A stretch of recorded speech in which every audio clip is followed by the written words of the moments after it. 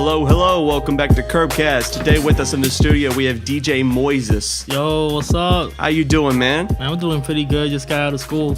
Heck yeah, dude. What'd you guys learn today by chance? Today we just mixing and just polishing our songs that we were working on today, or the songs that we were working on all month. So I got you. doing my thing. Deejay Moises here is a RA, or otherwise known as a recording arts program. Gonna be the next thing to, record all the hottest artists out there. Definitely. So, DJ Yes. Moises, tell me about yourself, man. Who are you? Man, my real name is Moises Blandon. I was born in Queens, New York. I was raised down in North Carolina. Aside from that, I'm a U.S. Navy veteran, and I'm going to Full Sail. I'm a DJ, producer, and sound engineer. Heck yeah, dude. Yeah. Veteran, huh? Yes, sir. I gotta say right off the bat, thank you for your support, man. We appreciate you guys. Thank you. Definitely, thank you. How long did you serve? I did 4 years. 4 years in the Navy. It was, I mean, not to sound unpatriotic, but I just wanted to go in, get my benefits, do my thing, and get out. That sounds smooth enough, Yeah. man. I can't agree with you. I know. I got a cousin and his wife. They did the same thing. 4 years Navy, got out, and started their lives. Yeah. I feel you. All right, so DJ Moises, let's go and talk about yourself a little more, man. Definitely. What exactly do you do musically? Musically, almost everything. I write songs. I don't consider myself an artist. That's more therapeutic for me. I got you. I'm always making beats. I'm learning how to mix the songs properly. Aside from that, DJing, making mixes, and mixes like DJ sets, like 20-minute, 30-minute sets. I got Yeah. you. All right. So do you have experience like playing like at shows or live yeah. and stuff? Yeah. My official first actual party as a DJ, I had to be 16 years old. That was back in 2007. All right. And man, I was scared. I was so scared. Oh yeah, everybody's first gig is always a bit bumpy. Yeah. You had the butterflies and I everything. had the butterflies. It was a house party. It was a house party, and my friend, she was moving out, so the whole house was empty, and she asked me, and she's like, "Hey, aren't you a DJ?" And I was just practicing. I was still, practicing my vocals. So I was like, "No, I don't DJ."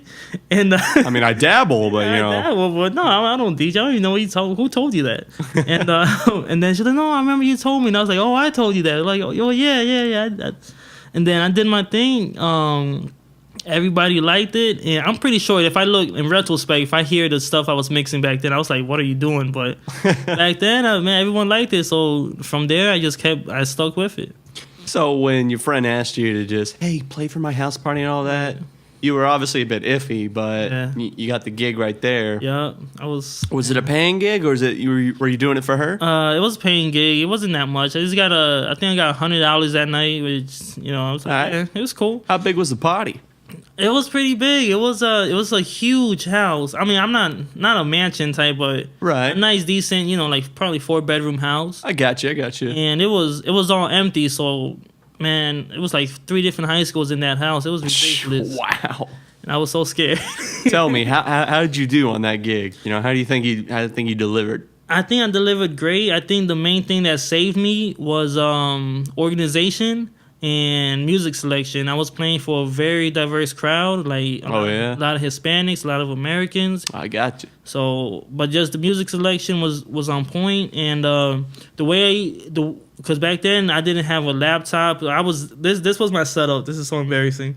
Oh boy. I had like a CD DJ, like a CD turntable. All right. But I just had one, so that was the left side.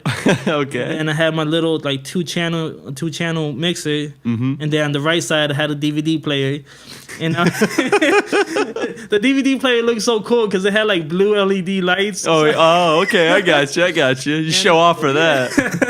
And I was controlling that with the remote control, pausing and playing and trying to push play at the right moment. It was crazy. So you had like the DVD, or you had the DVD player, but you had CDs playing in that bad boy. Yeah.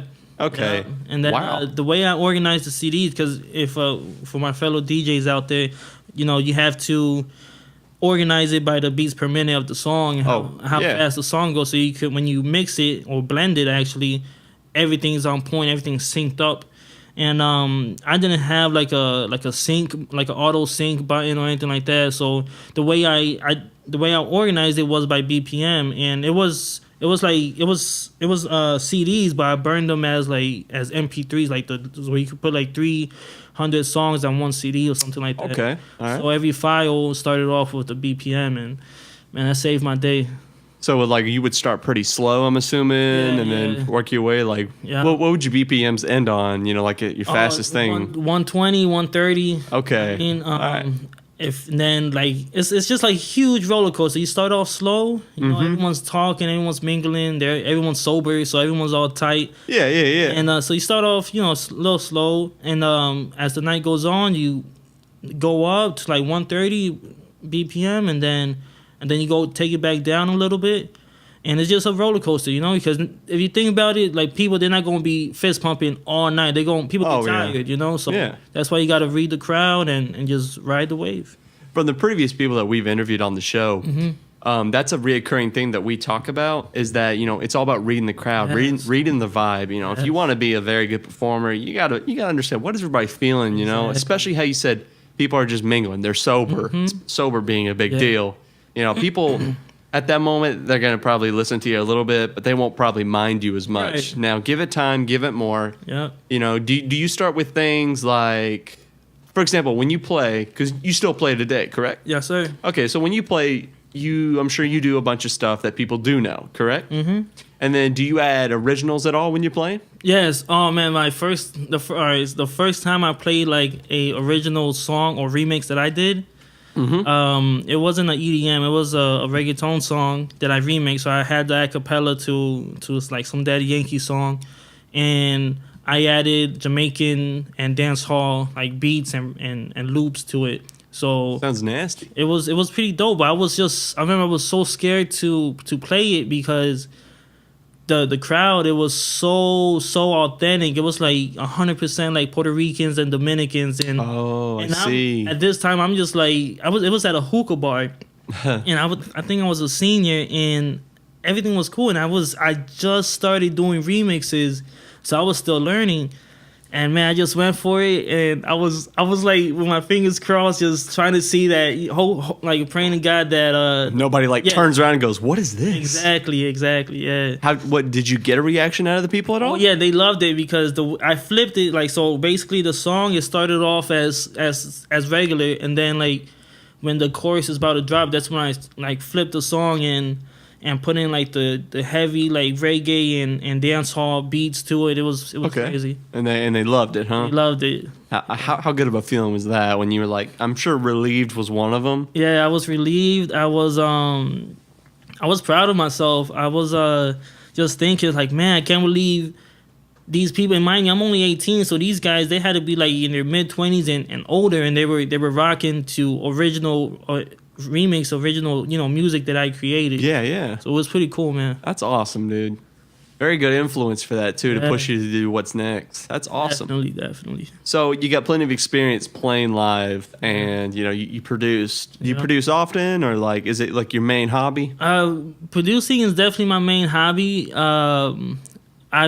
I'm actually working with an artist at Full Sail. I can't remember his artist name. I'm so sorry, but his real name is Joe, and he's from the Bronx. Shout out to Joe. Definitely shout out to Joe. He's from the Bronx, and I sent him a whole bunch of beats because right now it's such a hobby that I'm not worried about selling beats and trying to make money off the beats, because my main thing is mixing down the records and you know, trying to master your craft at the moment. Okay. So I sent him a few songs, and that's, you know, he's rapping on the beats, but I make beats almost all the time. Lately I haven't, though. I'm not even going front. I haven't. School has me crazy, but oh yeah, people know by now about Full Sail that the schedule is crazy. What they do on us. It is. It's ridiculous. But we're learning 4 years of material in like 20 months. Yeah, it's crazy. But the beats. I started off doing like chopped and sampled like hip hop, like up north type beats, like, And right now, what I'm trying to do, I'm trying to shy away from that and just focus more on composing like original music. So I'm learning about chords, incorporating more just like modern features, modern sounds, and trying to kind of stay up to date. Very definitely. That's a smart move. Everybody's you got to get that stuff down, especially being a DJ and a producer. Yeah. I'm a drummer myself, so I can only cover so much. Right. But definitely with you, definitely spin whatever's frequent and new. Yeah. People are gonna eat that up. Exactly. Very clever.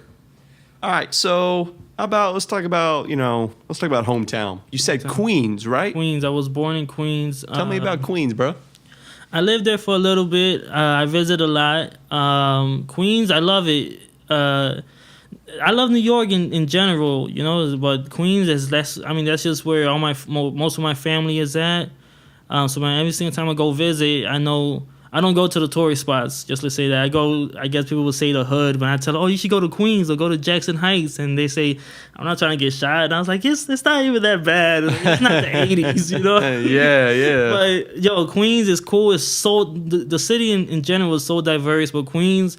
Man, you got it's like the blocks, like every few blocks you'll see something different. So there's a little of everything there. A little bit of everything, like literally. All right, so in a few blocks you'll have like all Mexicans and Central Americans, and the food is crazy. You got like taco shops, like taco stands. And that'd be my favorite part. Then you go a few more blocks down, and it's like South America. So it's like Peruvians and Colombians there. Really? Yes, and then so it's like that type of food, and then go a few blocks down and there's like Indian people there selling like dresses that like, for lack of a better term, I just call them dresses because I'm not familiar with. Yeah, I got you. But that's Indian fashion and stuff. To paint the picture, like I remember I saw one dress that was on display, and I swear to God, it looked like the dress that Princess Jasmine had on from Aladdin. It looked so cool. Oh wow! And they have that. And these little stores, the little bodegas or whatever you want to call them.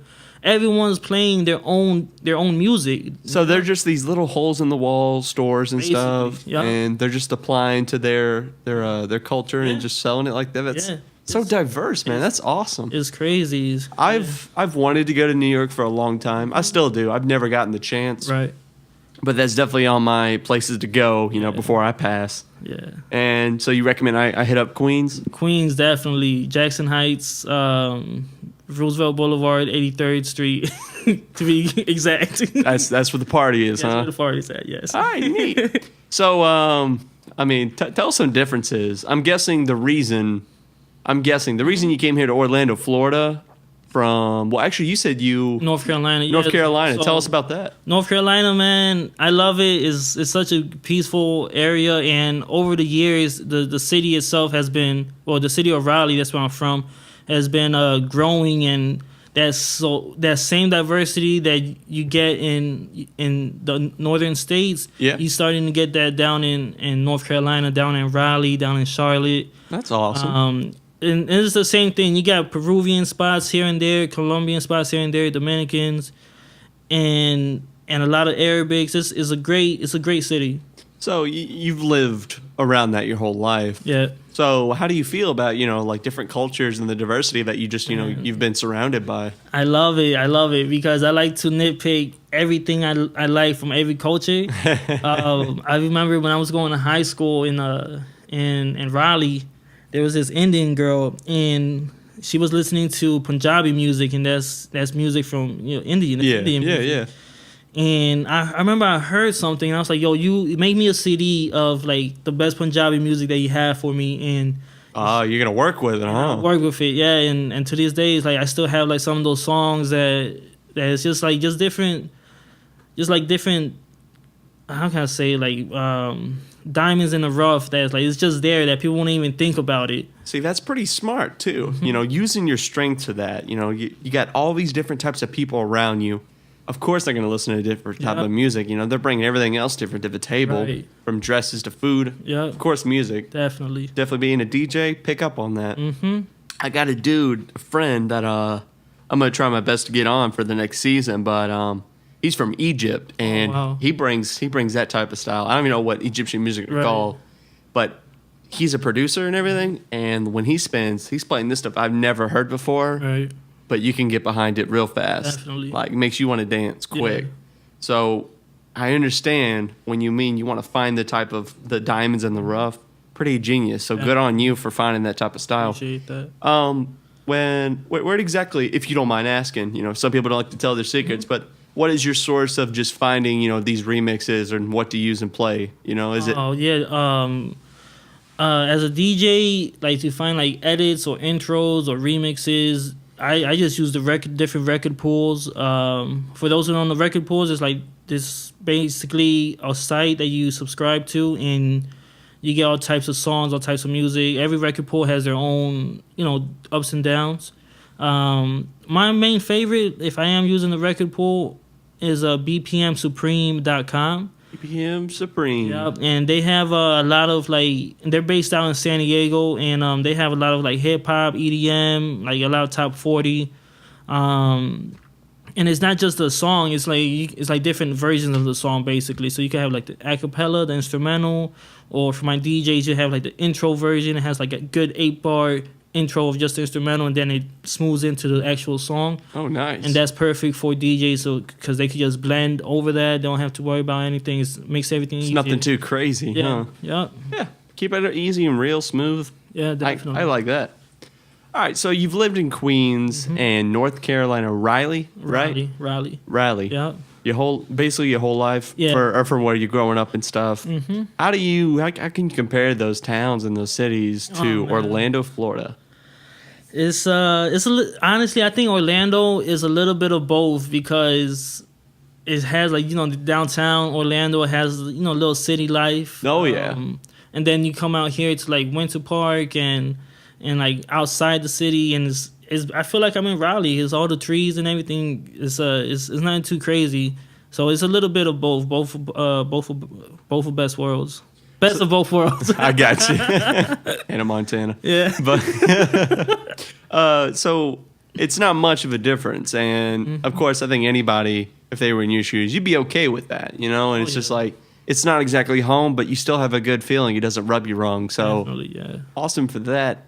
Weather-wise, how does it differ from New York and all that? Oh man, up north it's cold. It's already cold. Like I was talking to my sister. She lives in Brooklyn, and she was telling me that she's all bundled up already, and I'm outside, shorts and a shirt. Like today was the first time I wore like a thermal or a hoodie, So yeah, it is getting a little cool around here. This will be like the first winter I think I'll be spending much, and it gets chilly. But from what I've asked locally or people who just been here long enough, it doesn't get much colder than the freaking 60s or stuff like that. One thing I do gotta say that when I was in the Navy, I was stationed in San Diego, and I lived in San Diego for 3 years. And honestly, I feel like San Diego just spoiled me because the weather there is so beautiful that it has people tell me Orlando is all the weather, and I was like, Orlando is cool, but it's not San Diego. Oh man, what does San Diego pull to you? Man, San Diego is just sunny all the time. It's like the same temperature of Orlando, but without humidity and without rain or cloud. It's just always sunny. It's ridiculous. I could definitely get used to that. I mean, nothing wrong with the winter. I mean, sometimes you need it, Oh, it gets cold, but it's not it's like the same thing as Orlando. So it gets cold, but chilly at most. Exactly. One thing that bothers me about the weather here in Orlando is that it'll be such a beautiful day, and then rain, and then it'll rain, or even worse, it'll just be cloudy, and it's not even raining. So you're like, yo, make up your mind. Right. You don't even know. You make plans, but if it starts just getting all cloudy, you don't know whether it can follow through with your plans or not. It's like, well, dude, it looks like it's about to rain. I know it isn't. Right. But the sky is messing with us, dude. I feel you, dude. There's been so many times where we've made plans and the rain just nope. you ain't doing that today. You gonna go play golf? No, not sorry. Go do something for the next 3 hours. Yep. And sometimes it's for 45 freaking minutes, but it'll be it's swamp enough around here to where the highway just gets backed up to hell. Yeah. So, you gotta live, pros and cons. You gotta live with a little bit of hell. Yeah. Overall, I like what Orlando's pushing. Cool. It's cool. I don't know if there's other places in Florida that, have it worse. Some people tell me that was it Cocoa Beach or something like that? I think they get a little it gets a little crappier because at the beach of being, of course. Yeah. Same with Orange Beach, I think. Is it Orange Beach in Florida? I forget. I have no idea. Yeah. Okay. I mean, beaches. Yeah, they're gonna get crap weather regardless. Definitely. Cool. So, you like it here, huh? Yeah, I love it here. It's cool, man. It's cool. Good deal. So, music. Let's talk about it. Let's get it. Where does it come from, Moises? Where do you get the love and just the producing, the knack of it? Where do you get it from? Honestly, I think I want to say my aunt and my mom. Growing up, they were always playing music, all types of music, and they were raised in New York as well. I think they came. I'm Peruvian, so I think my family came from Peru to New York. Like they had to be like in middle school, so they lived in the city. And so they were basically raised there. And growing up, I remember hearing all types of music from salsa to like merengue to hip hop, 80s freestyle music, and even reggae music. And imagine just growing up around that environment all the time, just that music, that diversity in music. And it's just stuck with me. And I think that's what really influences my music today, because it's like a little bit of everything. Diversity. Definitely. Diversity is a big thing. It's always the best thing to do to raise your child around. It's just music, man. Yeah. You need music or else, what's the point of living, really? Right. So you said your mother and my aunt. Okay, Yeah. so the sisters, they put music on to you. They cool. definitely did. Does anyone in the family, are they a musician? Any other producers, singers, anything in the tree? No, not really. My little brother, he raps every now and then, but it's nothing serious. It's like a hobby for him. I got you. Besides that, it's really just me, because my sister, she's more into like the medical field, and she's more like into practical things, and my little brother, he's just a hard worker. Well, good for them, man. Yeah, definitely. And I'm just like, there's baby pictures of me. I'll send them to you. You could put them up on YouTube or whatever. Okay. It's like there's a baby picture of me playing with my aunt's 12-inch vinyls, and I'm just like have all these vinyls around me, and then there's another picture of me. I'm just like messing with the stereo. And back in the 90s, the stereos, they had like all types of like buttons. It looked so cool. And you were memorized. So I'm just like messing around with the knobs, and man, who would have thought? Who would have thought that you're gonna take this serious? Yeah, definitely. Neat. Yeah. Cool. Well, yeah, definitely send me those stuff. We'll be able to put them in there for you. So the family, did they support you in what you want to do? Oh yeah, they love it. And the thing is that I've been doing, I've shown interest in it for so long that it's just only right. Like they understand that this is what I'm doing, and I'm good at it too. So it's cool. So yeah, well, good, man. Yeah. I got an interesting question for you. I'm glad your family has your back, but for something the basis of interesting, is there anybody that could be in the family or somebody, a friend or somebody that you know, but we all know that the music industry, it's a hard thing to make a living out of. Is there anybody out there that you've met or that doesn't support you, that they've told you to stop and this isn't, I don't think you're right for this? It was my grandma, my dad, and then like some other members of the family, but that's only because I think they thought that I was trying to be a singer or a rapper. But when I explained it to them, and mind you, these my family's like not all of them is like 100% Americanized. Okay. So my best like example to them was Emilio Estefan, and Emilio Estefan is the husband of Gloria Estefan. He's basically he was her producer and her engineer. Okay. And they won all types of Grammys, and so basically when I explained it to them, that's my example. It's like, think Emilio. Okay. I will be behind the scenes, right, okay? Behind the scenes. This is really technical. You won't see me on the stage, Exactly. okay? And if you do, it'll probably have to be at a bar or something like that, all right? I just need some dough. Yeah. Okay. So, were they able to like kind of get a grasp of what a producer is, I guess? Yeah, I explained it to them.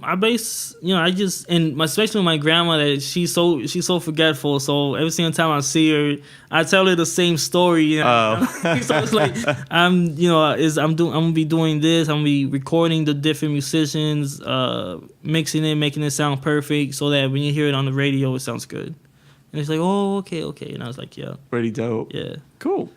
Well, you need that support. Definitely. And, anybody that's big out there, granted, they'll see, like a lot of artists they've been pushed down, they've been told to give up and stuff, and they can also use that as, the drive that they need. Mm-hmm. But there's nothing wrong with having your family and your friends behind you. So it's kudos for you to having your support, bud. Yeah, appreciate it.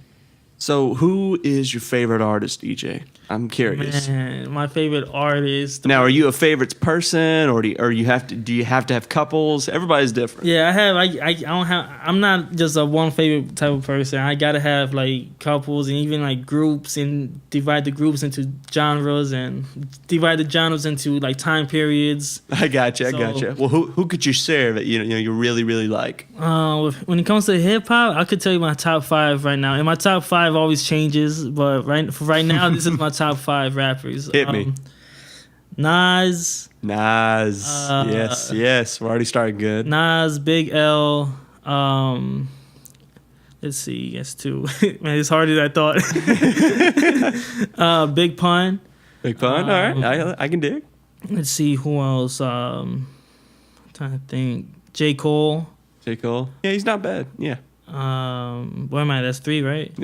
That's 4 now. Yeah, Nas. That's 4. Okay. So Nas, J. Cole, Big L, Big Pun, Jake.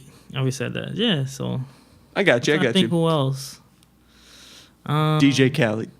DJ Khaled. Man, let me tell you something about DJ Khaled. It was for so long I didn't understand what DJ Khaled, like what his role was. Oh yeah. And I saw DJ Khaled live at a club I was DJing at, and I'm like, and DJ Khaled had a DJ, and I was so confused. I was like, how does the DJ have a DJ? He has the title, but he's not doing it. Exactly. He's not a disc jockey because there's one over there doing it. And it was so crazy. So DJ Khaled was on stage in downtown Raleigh at this club called Tantra. Did he have like a mic or something? He had a mic, and he was basically doing his ad-libs and singing like the chorus, and that's it. So for a long time, I was like, man, forget DJ Khaled. DJ Khaled ain't a DJ. Yeah, but once I did my research, and I saw that he started off as a DJ, and now he's more into mixing and executive producing. I was like, okay, he's in a different lane, and definitely I respect him. I respect the hustle, his grind. He's dope. I mess with him. Yeah. Yeah, I do like his stuff, and especially with T-Pain. He does a good job. It's crazy that there's a certain amount of people that they come out with these hits like constantly, and they know how to market it. And for everyone in the music business that's listening, marketing is a huge thing. Like, oh yeah, when it comes to the industry, think like 10% music, 90% business, marketing. Definitely. Oh yeah. And I'm sure Full Sellers, they've put that upon you as well too, right? They beat that into you pretty good. Yeah, they definitely did. Cool. So you were speaking people of Nas, J. Cole, people like this. What makes them your favorite? With J. Cole, man, it's just like he's like for me, I think of him as a modern day Nas. He raps about everything really, because I can't even say that he's only a conscious rapper, because he has his singles, his hit singles, but his albums is, it's not just trapping or girls or flashy, jewelry. It's a little bit of everything. And Nas does the same thing too, in your opinion? Nas, I'm gonna be honest, I love Nas because he's from Queens. Yeah. And I remember growing up, there was a battle between him and Jay-Z. Oh. And it was a huge thing, and it was so like the hip hop industry was just taking it so serious, because this was just a few years after the whole situation with Biggie and Tupac, and right. So everything was like, oh man, they're beefing. So everyone was all on edge, but they kept it, on wax. They kept it with just music, and Nas dropped Ether, and he ethered him, and that's it. So Nas is really lyrical. I mess with Nas. I got you. So with Nas and these J. Coles, you like it that they're pretty, once again, using the word, they're pretty diverse with their subject matter. It's not just, for example, it doesn't have to be just about messing somebody up or just getting high all the time. Yeah. They can do just about anything, which is, in the rapping game, that is pretty good talent to have in the back pocket. Mm-hmm. Some people, for example, like DMX. Yes. I like DMX, but if DMX raps about, shopping at the mall, I don't think it's going to sound as hot as him stomping some people. Exactly. Yeah. So, good on them for getting that type of style in there. Is there anybody else that you're fond of? It doesn't have to be from the hip hop. Oh yeah, definitely. I have a whole list, bro. You don't have to throw it all at us. Yeah, let's see. On the Latin side, there's I love salsa music. If there's any Hispanics listening, and salsa music is definitely. I grew up on that, so salsa music. Everyone who made any salsa music, like I love them. I got a quick question. Speaking of like Hispanic type of styles, I've heard a lot of funny answers from this question. Basically I've been asking Hispanics and Latinos, but what is your opinion on Pitbull? Pitbull, all right. I respect Pitbull because when he started off doing hip hop, and he was dope when he was rapping, but he switched up his lane because the money in the business wasn't right, and now he's making, and he's independent as well. So you always got to respect the grind. You got to respect the hustle. As a DJ, I love him because he gets the party started, Oh yeah. So as a DJ, I love him. Aside from that, that's basically it. He's more like of a party person, party artist, and there's nothing wrong with that. Everyone has their own lane, and always respect someone's hustle. Definitely. Okay. From the answers I've gotten, they've always either been comedic or just stuff like you. There's respect given. Yeah, definitely. A couple people have told me like, dude sold out, and I find his music annoying, and sometimes being Hispanic, I can get pretty pissed off at him enough. Dude doesn't use the Spanish like he used to. I've heard all those type of answers. So you know what's crazy? What? If someone says, "Oh, he sold out," it's like, isn't that what he's supposed to do? He's supposed to make money. I mean, He's never came in as I'm gonna be the voice for the people. He did his thing and just following his career. He's doing his thing. I can't hate on that. I mean, at the end of the day, it's you need money in your pocket. Exactly. You gotta make the deliveries to the banks. And he has his own lane. He makes party records. Like I love him. Like, man, if a party's dead, put on a Pitbull song and you're good. Pitbull will get it done. Definitely. All right. Well, throw a twist at you. Mm-hmm. Out of all the artists in the world, who do you not like the most? Oh man.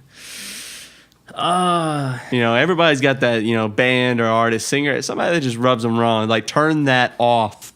I don't know who it is, but they sing this song, Say What You Need to Say, that song, and what the Say What You Need to Say is repeated over and over. I don't know who writes that. I don't know. I'm not going to say Train, because I like Train, but I hate that song. I think right now, I don't like Biebs. Just gonna put that on the table. Definitely. I'm trying to think. I can't remember. I don't even know his name because I don't even listen to his music like that. But the thing is, I think his name is Kodak Black. But the thing about Kodak Black is that I had a friend that he was raised down south, like deep down south here in Florida. All right. And he played some songs and he explained it to me, and it goes back to my whole point on Pitbull. It's like everybody has their own lane. Mm-hmm. So if you want to get ratchet or you want to turn off, you're gonna listen to him. If you want to, be like serious and just think about society, you're gonna listen to J. Cole and listen to Nas. If you want to be at a party and you're Hispanic, they're gonna be playing Pitbull. Everyone has their own lane, and honestly, man, someone that I really don't like, I can't even. I have like my mentality is so different from like before I really got serious with music that I can't knock on anyone's hustle, to be honest. Kodak Black. Kodak Black. Yeah, just sum it up, Kodak Black. I got you. Well, block the hate out, man. Definitely. Get that out of there for sure. And it's good to have these favorites too. Do you get a little bit of influence from them? Going back to your favorites. Oh yeah. Influences definitely from Nas, especially with my not. I want to say the producer. We say Nas because he's the rapper, but yeah, he's the face of it, of course. But behind the scenes, man, I'm gonna tell you, DJ Premier, Pharrell, yeah, Timbaland, Dr. Dre. I bet right now, you naming all the respectable pros. David Guetta, a lot of like the EDM guys, Laid Back Luke. That's his name, right? Laid Back Luke. It doesn't sound familiar, but these people, what do they all have in common that that you're so influenced with? Well, every from the hip hop producers to Laid Back Luke, David Guetta to like the Spanish producers, Los de la NASA, that they're producers of reggaeton music, and DJ Playero, that he's like considered the godfather of starting the Latin hip hop, Spanish reggae music. Okay. All of them, they just have their own thing, their own style. Honestly, I think that's what it is. It's their own style that if I hear something, it's like, oh, okay, that's so and so, that's so and so, and I could definitely do that with DJ Premier. When I was listening to the soundtrack for Straight Outta Compton, and I heard that there was a DJ Premier track on that album. I was skipping through the songs, and as soon as I heard the song that he did, I was like, that has to be DJ Premier. And it's just everyone has their own signature style, and all that just is part of me because I'm so diverse with music. So that's why like diversity is today's subject. For real, yeah. Okay. Pretty neat on it too. Just diversity of its own. It's just everybody likes having options, right? And the thing about it is that I think that us as human beings, we're not feeling the same feeling 24/7. Exactly. So that goes back to Kodak Black, to Pitbull, to the different producers.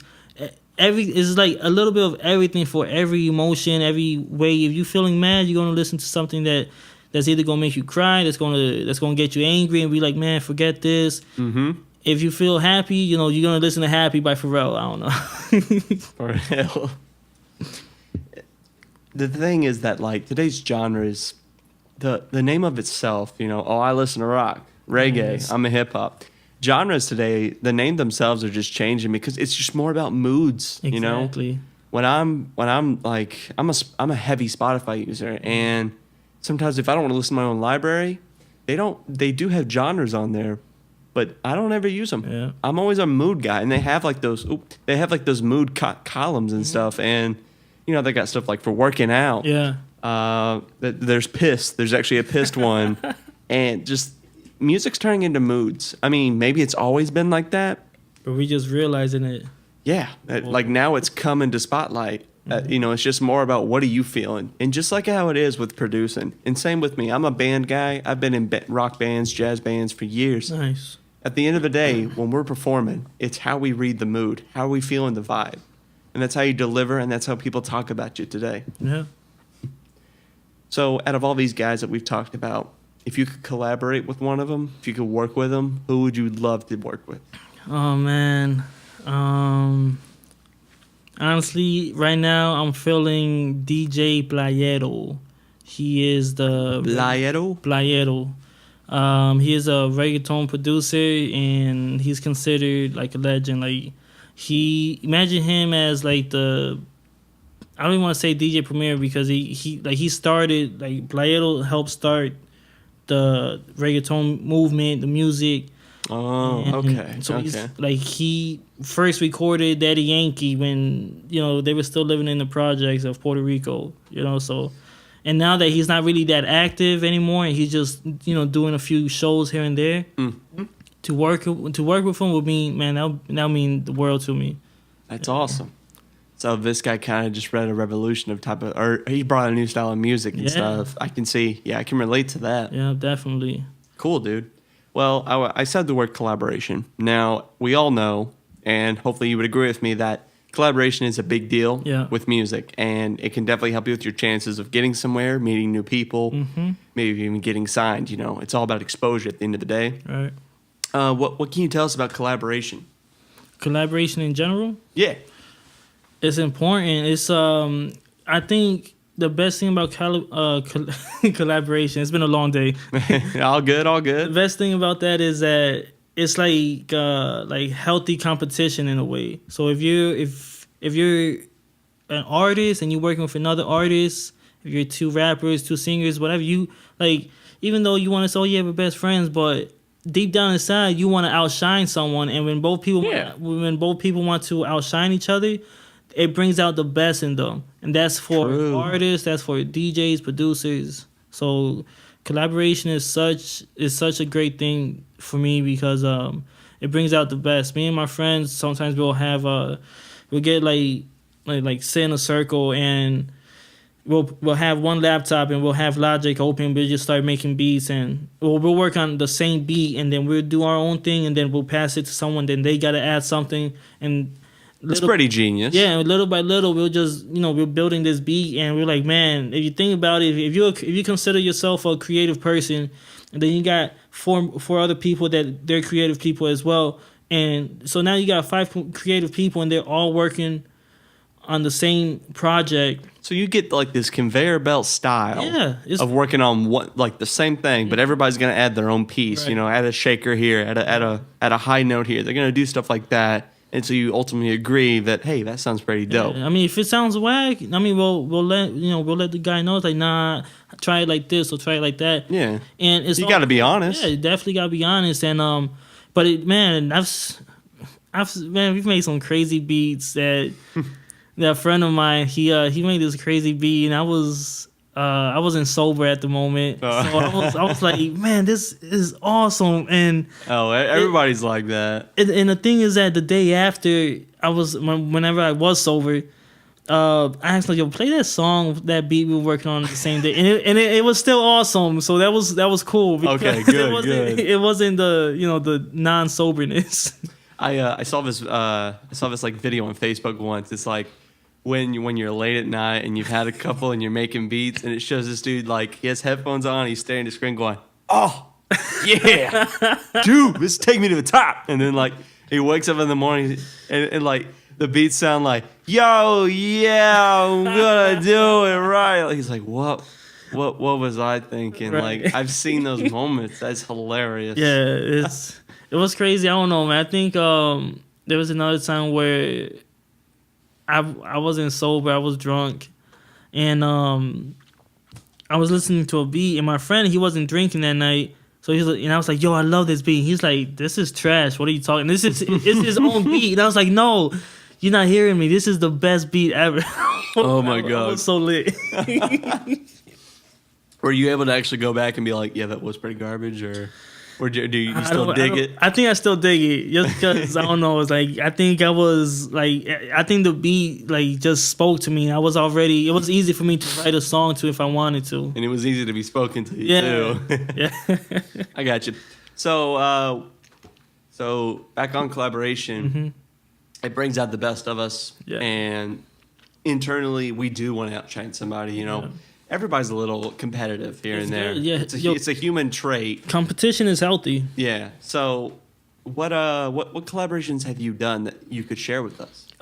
Feel free to give any shout outs as well. Definitely. As a DJ, man, I started off, doing my own little thing, and then I got recruited to a team of DJs, and that team, man, it was egos everywhere because I was the youngest guy. Like at that time, I was probably like only 19, and I'm DJing like in the clubs downtown, and the clubs that you can only be 21 to enter. Yeah, yeah. And I'm like, man, I don't even know what I'm doing here, but I had to be doing something right. And I had my own style, my own way of mixing and blending songs together.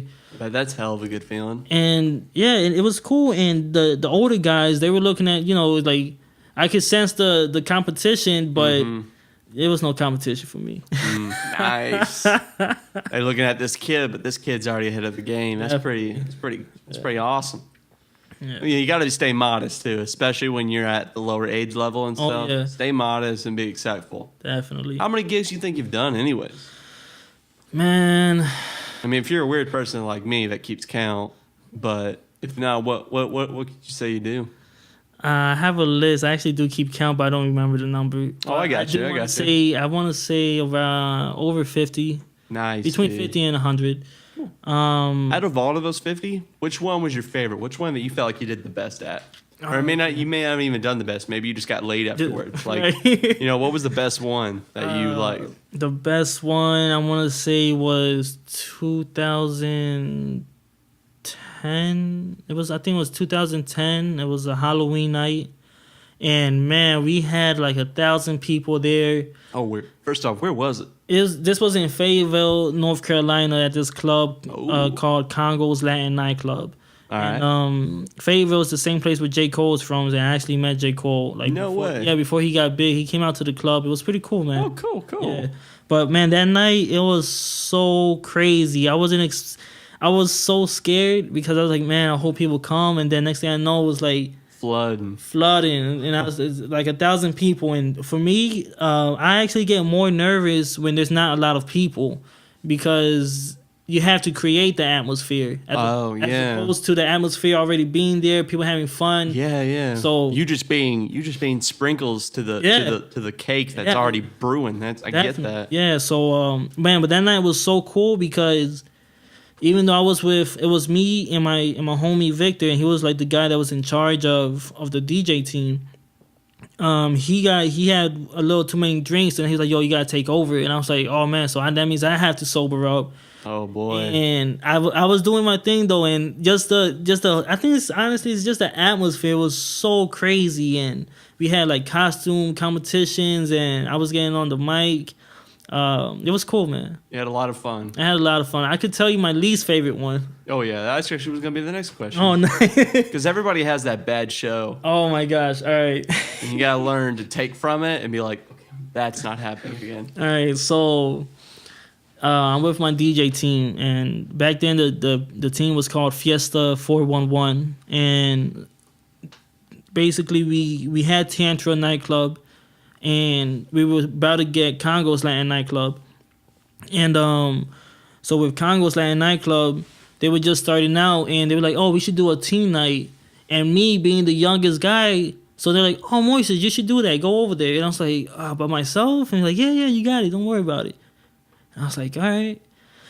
And it wasn't like a high school teenager type thing. It was more like middle school. And it was so weird because I think I had already graduated. Yeah, it was in 2010. So You've already moved on. Yeah, so I'm like, yeah, I know. I think we all have that little feeling. You've already graduated. You don't want to hang out with high school kids now. And that's the thing. They were middle school kids. Oh. It was probably like freshmen and middle school. Okay. I was like, all right. That changes it up, man. It was so awkward. So I was DJing. I was mixing. You know, I was doing what I was supposed to do, but I wasn't talking on the mic. And this was before I could before I learned how to like talk on the mic and basically MC the crowd and talk to the crowd. And it's a middle school crowd too. Exactly. You probably don't have to mix much. If anything, just play the Cupid Shuffle, and then every now and then just play like Rihanna, something like that. You don't even have to mix much. The thing is that the owner of the club was there, and he was breathing down my neck, and he was texting my boss, really, Victor. He was like, yo, man, this kid sucks. He's not getting on the mic. And Victor was texting me. He's like, yo, what are you doing? Get on the mic. And I was like,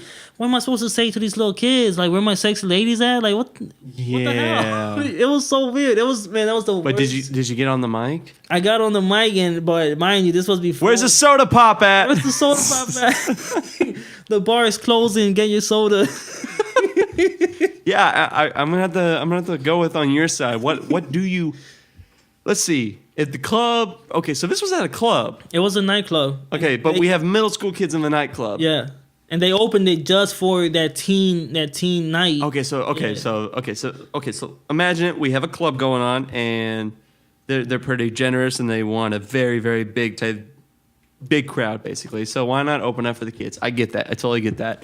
Middle school kids going through puberty, trying to figure out what they like themselves. Totally get it. But what do you say to a couple of middle school kids, 13, 14, 15-year-olds, and were they dancing at least? Like they were dancing? Yeah. I'm curious. What was the vibe? Like what were you able to pick up from them? It was. I mean, imagine a school dance, but without the chaperones. Okay. And it wasn't that many. It wasn't even that many people. It had to be like probably 30 kids there. Man. So it was a rough night, man. It was a rough night, and that made me look bad in front of the owner. But I regained my my name back after. I was about to say, did the owner at least like you? Like at the end of the day, were you good with the owner? At the end of the day, my Victor, the guy in charge, he had to talk to him like, yo, give him another chance. He's just a kid. He's just starting in the nightclubs, but he's good at mixing. And then over time, man, I get on the mic. I'm crazy on the mic. Good, dude. Yeah, I could definitely control a crowd. That's a good skill to have, especially for being a DJ. It's crazy because I'm so quiet. I'm a quiet person. And, really? Yeah. But you open up. You shine when you're behind the desk. Definitely. I got you. Yeah. What was I gonna say? Freaking. Oh yeah, like throwing in you need curveballs like that. You know, having those tough rough edges gigs. You need those. You know, because they shaping you out, and it's gonna make you better. That's what I'm trying to say. Yeah. So. My worst gig, we played in like 10-degree weather, and being a drummer and stuff, you don't know how many drum fills I did just to stay warm. It you know, for what time we have left, I won't get into it, but nasty gig. But it's shaping me up. It taught me a lot of things, and it definitely had me to open my eyes going, okay, that's not going to happen. Right. Gonna get more details about the show. Yeah. I don't care if there will be a dog show and a chili contest. I'm not going to be there, okay? Exactly. I definitely know that type of style. But we all have those roughers. So we're going to speed things up a little bit here. And let's talk about a little bit of challenges. Because as we know, from whatever you do, especially in the music industry, you know, you're going to run into blocks and you're going to run into these holes. Moises, what's a challenge that you run in often? A challenge that I run into often is honestly I want to say finding artists that I want to work with, like local artists, because there's a lot of guys that they want to rap, they want to sing or whatever they want to do, but they're not as passionate as they should be for someone to take them serious. That's a huge problem for me. I know there's a lot of I don't know. I feel like all the good singers. They don't voice it. They're not loud with it. They're really humble with it. Really? And all the bad singers like, oh yeah, I sing or I rap, and I was like, okay, that makes sense. And it's such a crazy way. It's a crazy thing because you're looking for these people, but all you run into is like people that they're not really ready to take it seriously, as opposed to the ones that are taking it seriously. That's what they're doing. They're taking it seriously and they're just staying quiet. They're like low key with it. I got an example of that. I'm in the show production major at Full Sail, and we did this thing where it's called like live shows, and basically it has to be a band. Bands sign up and they play for it.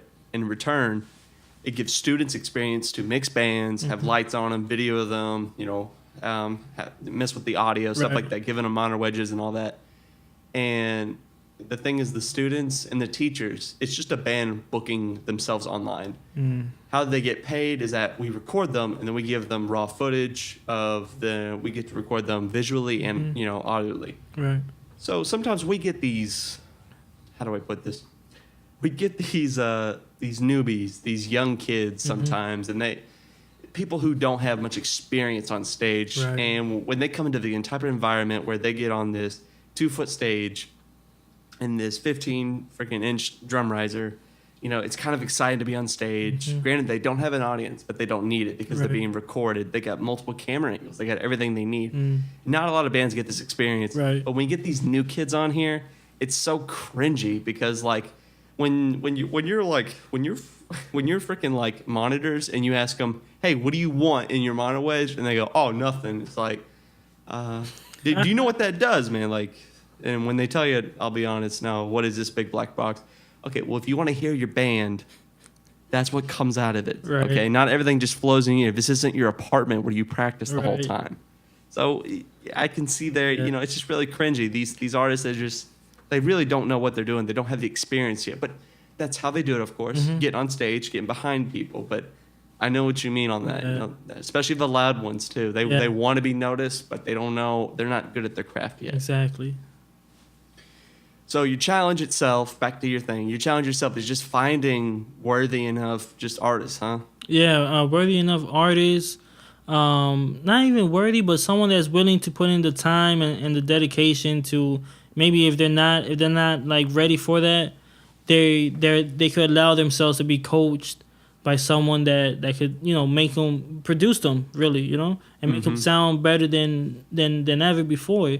That's definitely one thing. Another thing for me is when it comes to mixing, like mixing songs, and not as a DJ, but as a mix engineer, different types of music. Like honestly, I love rock music. I love pop music. I love all types of music, but I mainly personally listen to hip hop, Latin, and a little bit of EDM. So if I get a rock song, automatically I'm like, this kick and bass is not loud enough for me. I got but you. when I'm starting to learn, it's like the main thing is not really. I mean, yeah, it's the kick, but it's the guitars as well. And that's one thing that I mean, it's a challenge. I'm learning and I'm getting better at it to basically distinguish how each type of music is really supposed to sound, and try to just avoid, you know, going into like a rock or a country song with a hip hop or EDM mentality. I got you. And Full Sail is definitely helping you with that type definitely. too. Yeah, being in the RA classes, you're in the studio all the time. Yeah, definitely. I got you. All right, well, Moises, let's go and talk about a little bit of your social media before we go and wrap this up. What do you have out there on the internet, man? Man, I'm addicted to social media. For music-wise, that's a good thing. Yeah, definitely it is. Thank God. Facebook, I want to say it's official. It's facebook.com/official Deejay Moises, and that's DeeJayMoises. Instagram, Deejay Moises. That's again DeeJay Write this down. Moises. I had to be different, so I don't put the D and the J. I totally get it. That's how you stand out, man. Yeah, so that's good marketing. That's just that. I got Twitter too, but honestly, when I upload something to Instagram, I just send it to Twitter as well. I got you. Yeah. So if you got me on the Insta, you got me on the Twitter. Yeah. I get it. You got any SoundCloud, YouTube, anything like that as well? SoundCloud /Deejay Moises, DeeJayMoises. Gotcha. Yes. Sir. Anything else? That's it for now. Google me. Google me. I got you. Well, I'll be sure to put those in the description so everybody can find you for sure. All right, Moises, before we wrap this up, I just got one last question for you. For the people that watch the show, you know, they may be just like you, you know, they're trying to get, you know, their name into somewhere, hopefully working for somebody big. But what advice can you give to all of these rappers, artists, singers, everybody that's listening, you know? They don't even have to be that. Right. But what advice can you give, you know, from your perspective?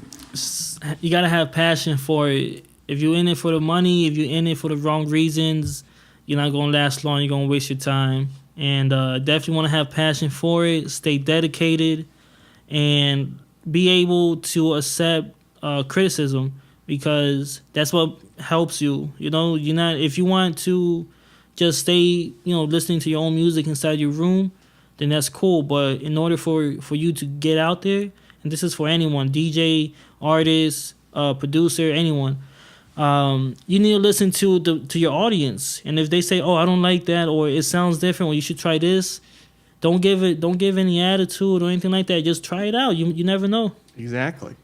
You got to appeal to people, man. Exactly. Yep.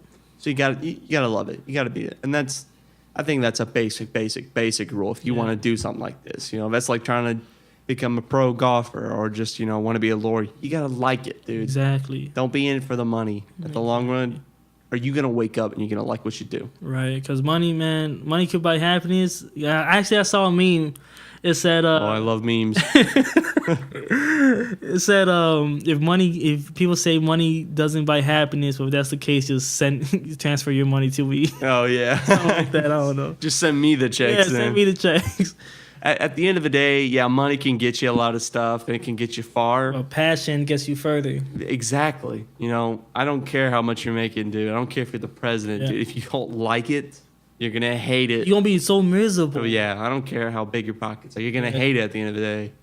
So, thank you for the advice, Moises. Yeah, DJ Moises. I appreciate it, man. I appreciate you guys. This is pretty cool. Once again, I'm just glad to have you guys with us. Definitely. So, guys, that was KirbKast. Thank you for tuning in. DJ Moises, I appreciate you coming in for us and, you know, share some time with you. Thank you. I know you just got out of class, so appreciate you on your tight schedule for squeezing with us. It's good. All right, guys. Well, thank you for listening. This is Kirby Frell, and I'm signing out. Peace.